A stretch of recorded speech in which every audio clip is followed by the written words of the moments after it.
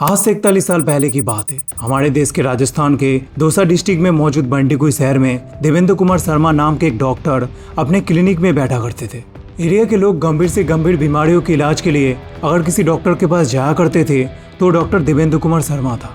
सैकड़ों लोग daily basis पे उनके क्लिनिक में आया करते थे और उनसे इलाज करवाते थे। इसके अलावा डॉक्टर देवेंद्र कुमार शर्मा इतने तहे दिल का था कि एरिया के गरीब लोगों का ट्रीटमेंट वो फ्री में किया करता था और कभी कभी उन गरीब पेशेंट्स को अच्छे हॉस्पिटल में एडमिशन करवाने के लिए वो खुद से पैसे डोनेट करके उनकी मदद किया करता था। इसीलिए एरिया के लोग डॉक्टर देवेंद्र कुमार शर्मा को भगवान के एक स्वरूप मानते थे। जब उन्हें क्लिनिक से फ्री टाइम मिलता था वो उनके आसपास के एरिया में जाया करता था और एरिया के लोगों से घंटों घंटों तक बातचीत भी किया करता था। इसीलिए डॉक्टर देवेंद्र कुमार शर्मा के इन्हीं फैमिली नेचर की वजह से एरिया के लोग उन्हें और भी ज्यादा पसंद करते थे। लेकिन कुछ साल बीतने के बाद कुछ ऐसा होने लगता है। एरिया के लोग जिस डॉक्टर को भगवान के स्वरूप माना करते थे वो डॉक्टर देश भर में डॉक्टर डेथ के नाम से जाने लग जाते हैं, जो 100 से भी अधिक लोगों की हत्या के पीछे जुड़ा हुआ था। डॉक्टर देवेंद्र ने लोगों की हत्या करके उनके बॉडी कभी मगरमच्छों को खिलाया तो कभी उनके बॉडी से बॉडी ऑर्गन निकाल के बाजार में बेच दिया। उनसे जब पूछा जाता है उसने टोटल कितने हत्या किया था, उनका कहना था उन्होंने 50 हत्या करने के बाद गिनती करना ही छोड़ दिया था। आज की इस डॉक्यूमेंट्री में हम डॉक्टर देवेंद्र कुमार शर्मा के पीछे छुपे आने वाले हैवानियत भरे कहानी के बारे में बात करेंगे, जिस कहानी को सुन के लोगों के रूह भी कांप जाता है।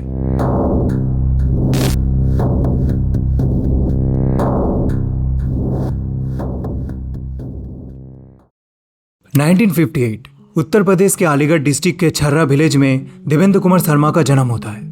देवेंद्र बचपन से ही पढ़ाई में बहुत ही अच्छा था और उन्हें लोगों की सेवा करना बहुत ही अच्छा लगता था। इसीलिए वो बड़ा होकर एक अच्छा डॉक्टर बनना चाहता था। इसी चीज को देखते हुए देवेंद्र जब बड़ा होता है तब बिहार के एक मेडिकल कॉलेज से BAMS यानी bachelor Ayurvedic medicine and surgery course में अपना एडमिशन लेता है। फिर सन 1984 में देवेंद्र अपने ग्रेजुएशन कंप्लीट करता है और ग्रेजुएशन कंप्लीट होने के बाद वो बहुत ही खुश महसूस करता था क्योंकि फाइनली उन्हें अभी लोगों के ट्रीटमेंट करने का मौका मिलेगा, जो देवेंद्र बचपन से ही चाहता था। इसीलिए देवेंद्र क्लिनिक खोलने के लिए राजस्थान आ जाता है और राजस्थान के दौसा डिस्ट्रिक्ट के बंडीकुई शहर में अपना पहला क्लिनिक खोलता है और लोगों के ट्रीटमेंट करना स्टार्ट कर देता है। कुछ महीने बाद से ही डॉक्टर देवेंद्र शर्मा को एरिया के लोग बहुत ही पसंद करने लगते हैं और उनके इलाज की चर्चा शहर के बाहर भी फैलने लगता है। कुछ ही सालों के अंदर क्लिनिक में पेशेंट्स की संख्या बढ़ने लगता है और देवेंद्र इसी चीज को देखते हुए उनकी छोटी सी क्लिनिक को एक हॉस्पिटल में बदल देता है, जिसका नाम रखा गया था जनता hospital and diagnostics. Doctor Devendra Sharma के द्वारा खुले जाने वाले हॉस्पिटल उस टाउन में बहुत ही कम समय के अंदर बहुत ही ज्यादा मशहूर हो गया था। इसके पीछे एक वजह ये भी था, देवेंद्र शर्मा एरियाज के गरीब पेशेंट्स का नहीं फ्री में इलाज करते बल्कि उन्हें अच्छे हॉस्पिटल में एडमिशन होने से लेके बड़े बड़े इलाज के खर्चे खुद उठाते थे। उनका मानना था डॉक्टर होने के नाते लोगों की सेवा करना उनके कर्तव्य है और गरीब लोगों का दुख उनसे देखा नहीं जाता था। ऐसे ही चलते हुए इसी प्रोफेशन में देवेंद्र शर्मा के 11 साल बीत जाता है। सब कुछ सही सलामत चल रहा था, तभी सन आता है 1995 का। डॉक्टर देवेंद्र कुमार शर्मा का मुलाकात होता है एक गैस एजेंसी की डीलरशिप से। उस गैस एजेंसी से 11 लाख रुपीस इन्वेस्ट करने के लिए बोला जाता है और उसके बदले में एक अच्छा परसेंटेज रिटर्न उन्हें दिया जाएगा। देवेंद्र शर्मा को परफेक्ट अपॉर्चुनिटी की तरह दिख रहा था क्योंकि उन्हें लग रहा था सालों से उन्हें लोगों का प्यार मिलता हुआ आ रहा है और उन्हें लोग बहुत ही रिस्पेक्ट करते हैं। इसीलिए डॉक्टर देवेंद्र बिना सोचे 11 लाख रुपीस उस गैस एजेंसी में इन्वेस्ट कर देता है। अगले कुछ महीने भले ही उस एजेंसी से बहुत ही अच्छे परसेंटेज ऑफ रिटर्न देखने को मिलता है, लेकिन कुछ महीने बाद वो एजेंसी पूरी तरीके से बंद हो जाता है और उस डीलरशिप के ओनर्स इन्वेस्टर के पैसे लेके भाग जाता है। डॉक्टर देवेंद्र शर्मा के साथ होने वाले इस इंसिडेंट ने उन्हें फाइनेंशियली और इमोशनली बहुत ही अनस्टेबल कर दिया था। इसीलिए कुछ दिनों के बाद से वो अपने क्लिनिक में जाना बंद कर देता है, क्योंकि उस समय तक उनके शादी भी हो चुका था और शादी के बाद उनके फैमिली में 3 बच्चे भी थे। इसीलिए उस समय उनके दिमाग में खाली एक ही चीज घूमता रहा कि किसी भी हाल में उनके खोए हुए पैसे को रिकवर करना है। इसीलिए वो थोड़े दिन अकेले में सोचने के लिए अपना घर अलीगढ़ के छर्रा विलेज में चला आता है। गांव में कुछ दिन बिताने के बाद देवेंद्र डिसाइड करता है वो भी एक ऐसे ही गैस एजेंसी खोलेंगे और उनके साथ फ्रॉड हुए पैसे को बिजनेस के उसी रोल मॉडल से रिकवर करेंगे। इस एजेंसी को चलाने के लिए इनिशियल टाइम पे देवेंद्र लखनऊ से सिलेंडर को कलेक्ट करके अलीगढ़ तक ले आते थे, लेकिन कुछ दिन बाद उनके मुलाकात दलालपुर विलेज में रहने वाले इसी काम से जुड़ा हुआ 3 लोगों से होता है, जिनका नाम राज, उदयवीर, वेदवीर था, जो लोग खुद भी मिलकर एक फेक गैस एजेंसी चलाया करते थे। उस समय देवेंद्र कुछ ऐसे लोगों के तलाश में था जो उनके साथ मिलकर पार्टनरशिप में काम कर सके, जिससे वो अपने बिजनेस को और भी स्ट्रांगली फैला पाए। इसीलिए देवेंद्र बहुत ही जल्द उन लोगों के साथ जुड़ जाता है। लेकिन यही डॉक्टर देवेंद्र शर्मा के लाइफ के सबसे बड़ा टर्निंग पॉइंट बन के साबित होता है, जो उन्हें एक अच्छे डॉक्टर से इंसानों के मांस और हड्डी काट के अलग करने वाले एक कसाई बना देता है। दरअसल देवेंद्र अपने गैस एजेंसी के बिजनेस को स्ट्रॉन्ग करने के लिए जिन 3 लोगों के साथ जुड़ा था, वो लोग कोई साधारण लोग नहीं थे, बल्कि वो लोग अपनी एजेंसी चलाने के लिए एलपीजी सिलेंडर से भरा हुआ ट्रक्स को लूटते थे और ट्रक ड्राइवर्स के गला काट के उनके बॉडी किसी तालाब में फेंक दिया करते थे और उसके बाद ट्रक में लोडेड सिलेंडर को अपनी एजेंसी में ले आते थे। शुरुआती कुछ दिनों में इन सभी चीज़ों को फेस करते हुए डॉक्टर देवेंद्र शर्मा को ऑकवर्ड जरूर महसूस होता था, लेकिन उन्हें इस काम से बहुत ही अच्छा खासा अमाउंट मिल रहा था, जिससे डॉक्टर देवेंद्र खुद के अंदर के लालच को रोक नहीं पाता है और वो खुद भी इस तरीके को अपना लेता है। रात के टाइम जितने भी सिलेंडर्स लोडेड ट्रक्स लखनऊ से अलीगढ़ आता था, डॉक्टर देवेंद्र उन ट्रक्स को आधी रात में किसी न किसी बहाने से रोक के ट्रक ड्राइवर को किसी शार्प वेपन से मार के ड्राइवर्स के बॉडी कासगंज नगर के हजार कैनेल में फेंक दिया करता था। देवेंद्र और उनके टीम को इस कैनेल में ड्राइवर्स के बॉडी फेंकने के पीछे एक वजह था, वो था इस कैनेल में हजार के तादाद पे मगरमच्छों का होना।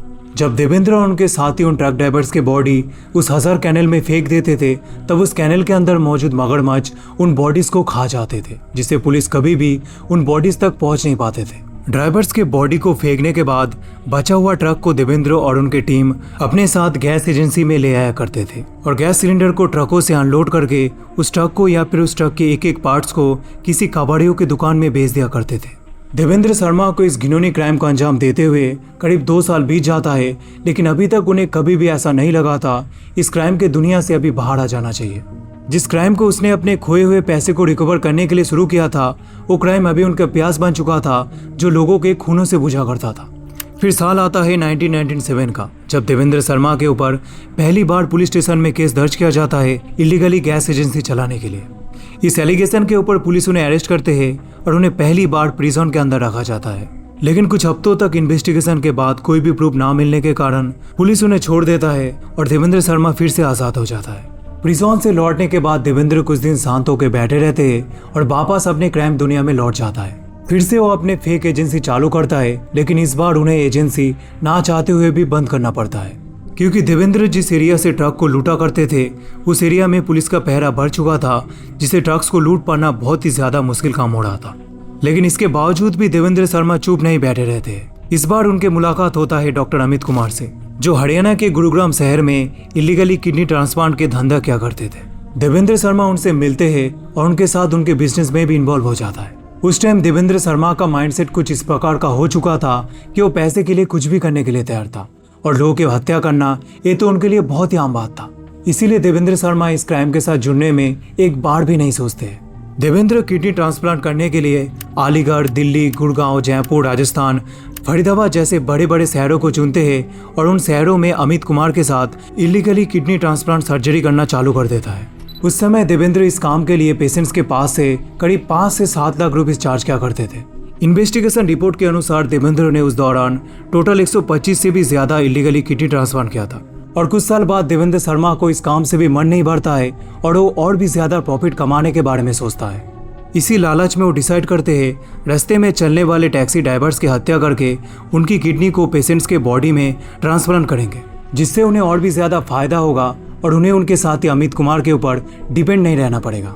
लिटरली आप सोच सकते हो इतने भयानक सोच के साथ कोई इतने ज्यादा घिनौनी क्राइम कैसे कर सकता है। सच में ये वही देवेंद्र शर्मा था जिनसे लोगों के दुख देखा नहीं जाता था, जिन्हें लोग भगवान माना करते थे। वो अभी किस प्रकार का शैतान बन चुका है जिसके दिमाग में खाली लोगों के खून के सिवाय कुछ नहीं सोचता है। देवेंद्र शर्मा इस क्राइम को भी अंजाम देने के लिए बहुत ही जल्दी अलग अलग जगह से लोगों को ढूंढ कर एक ग्रुप बना लेता है और दिल्ली, गुड़गांव, फरीदाबाद, गाजियाबाद जैसे बड़े बड़े शहरों से अलीगढ़ तक आने वाले टैक्सी को अपना शिकार बनाने लग जाता है। देवेंद्र शर्मा और उनके साथी इन सभी शहरों से अलीगढ़ तक जाने के लिए टैक्सी बुक करते और रास्ते में किसी सुनसान जगह पे उस टैक्सी को रोक के टैक्सी ड्राइवर्स को मौत के घाट उतार देते थे। हत्या करने के बाद उन टैक्सी ड्राइवर्स के बॉडी से किडनी निकाल लेते थे, जो बाद में पेशेंट्स के बॉडी में ट्रांसप्लांट कर दिया जाता था और उन टैक्सी ड्राइवर्स के बॉडी को भी छुपाने के लिए हजार कैनेल में भरा हुआ मगरमच्छों के बीच फेंक दिया करते थे। और ये सब करने के बाद बचा हुआ टैक्सी को उत्तर प्रदेश के ग्रे मार्केट में ले आके बेच दिया करते थे, जिससे उन्हें 20,000 से लेकर 25,000 रुपीस इजीली मिल जाता था। देवेंद्र शर्मा को इस क्राइम को करते हुए करीब 7 साल गुजर जाता है, लेकिन कोई भी उन्हें पकड़ नहीं सका। उन सभी शहरों के पुलिस स्टेशन में टैक्सी ड्राइवर्स के मिसिंग होने का केसेस खाली दर्ज होता जाता है। फिर 2004 में अमित कुमार के साथ इलीगली किडनी ट्रांसप्लांट सर्जरी में इन्वॉल्वमेंट के कारण देवेंद्र शर्मा को हरियाणा के गुरुग्राम शहर से पुलिस कस्टडी में लिया जाता है। इसके बाद से ही देवेंद्र शर्मा के द्वारा किया जाने वाले सभी करतूते धीरे धीरे सामने आने लगता है। उन्हें राजस्थान के जयपुर जिले में रहने वाले एक टैक्सी ड्राइवर के मर्डर करने के केसेस में उन्हें राजस्थान कोर्ट में पेश किया जाता है और कोर्ट के तरफ से उन्हें कारावास की सजा सुनाया जाता है। फिर इसके 3 साल बाद मार्च 2007 में देवेंद्र शर्मा को फरीदाबाद के एडीजी कोर्ट में पेश किया जाता है और इस केस में उनके साथ मिले हुए सभी लोगों को अरेस्ट कर लिया जाता है। फिर अगले साल मई 2008 में नरेश वर्मा नाम के एक और टैक्सी ड्राइवर को मारने के केसेस में उन्हें गुड़गांव कोर्ट में पेश किया जाता है और इस कोर्ट में उन्हें फांसी की सजा सुनाया जाता है। देवेंद्र शर्मा के अगेंस्ट कोर्ट में सिर्फ 6 से 7 केसेस को ही प्रूव किया जा सका, लेकिन उनसे जब पूछा जाता है उसने टोटल कितने लोगों की हत्या किया था, तो उनका कहना था मैंने 50 लोगों की हत्या करने के बाद गिनती करना ही छोड़ दिया था। भले ही कोर्ट के तरफ से देवेंद्र शर्मा को मौत की सजा सुनाया गया था, लेकिन उनके अच्छे बिहेवियर की वजह से उनकी सजा को कम कर दिया जाता है और उन्हें आजीवन कारावास में रखा जाता है। फिर जनवरी 2020 में 20 दिन के लिए उन्हें अपने घर जाने के लिए छोड़ा जाता है, लेकिन देवेंद्र शर्मा अपने घर से दिल्ली भाग जाता है और ठीक 7 महीने तक पुलिस से छुपे रहने के बाद 2020 के जुलाई में दिल्ली पुलिस उन्हें पकड़ लेता है और उन्हें फिर से आजीवन कारावास में रखा जाता है। डॉक्टर देवेंद्र कुमार शर्मा प्रोफेशन में एक डॉक्टर था, लेकिन उसने 100 से भी अधिक लोगों की हत्या किया था, इसलिए उन्हें डॉक्टर डेथ के नाम से भी जाना जाता है। अगर आपको इस टाइप के मिस्टीरियस कहानी के केसेस को जानना अच्छा लगता है तो अब मेरे बनाए हुए द रेस्क्यू ऑफ डिओन डायर्स और फैंटम ऑफ हेल्बर्न कहानी के मिस्टीरियस केसेस को जरूर देखें, जो मैंने मेरे इसी यूट्यूब चैनल पे अपलोड करके रखा है। उम्मीद करते इस वीडियो में डॉक्टर देवेंद्र शर्मा से डॉक्टर डेथ बनने की इस मिस्टीरियस कहानी के केस आप लोगों को इंटरेस्टिंग लगा। इस वीडियो में आप लोगों से मिलकर खुशी हुई। मिलते इंफॉर्मेटिव और भी इंटरेस्टिंग वीडियो के साथ।